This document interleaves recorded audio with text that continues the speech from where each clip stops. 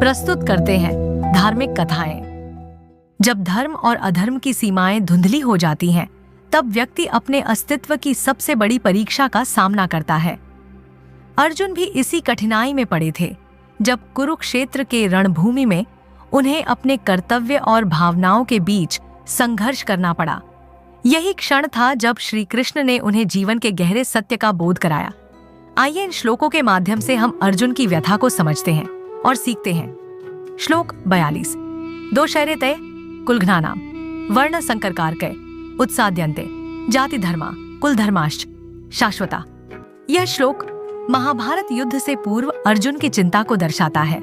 अर्जुन को भय है कि युद्ध से कुलधर्म नष्ट हो जाएगा, जिससे समाज में अराजकता फैल जाएगी। वर्ण संकर यानी जातियों का अव्यवस्थित मिलन सामाजिक संतुलन को बिगाड़ सकता है। यह श्लोक हमारे लिए एक गहरा संदेश देता है। धर्म और कुल की रक्षा का दायित्व केवल शक्ति से नहीं, बल्कि विवेक से भी जुड़ा हुआ है। दोस्तों, यह श्लोक हमें सिखाता है कि जब हम अपने मूल्यों को नष्ट कर देते हैं, तो समाज में अराजकता फैलती है। इसलिए अपने मूल्यों को बचाए रखें, चाहे परिस्थितियां कैसी भी हों। जब भी कोई निर्णय लें, तो यह जरूर सोचें कि उसका प्रभाव सिर्फ आप पर नहीं, बल्कि आपके परिवार और समाज पर भी पड़ेगा। श्लोक 43।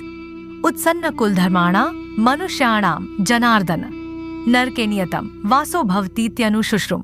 इस श्लोक में अर्जुन भगवान कृष्ण से कहते हैं कि उन्होंने सुना है, यदि कुल धर्म नष्ट हो जाए तो मनुष्य को अनिश्चित काल तक नरक में रहना पड़ता है।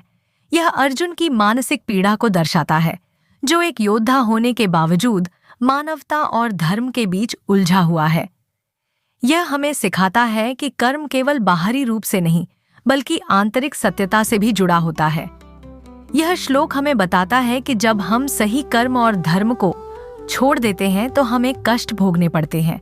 इसलिए गलत रास्तों से बचें। जो भी कदम उठाएं, उसका दीर्घकालिक प्रभाव जरूर सोचें।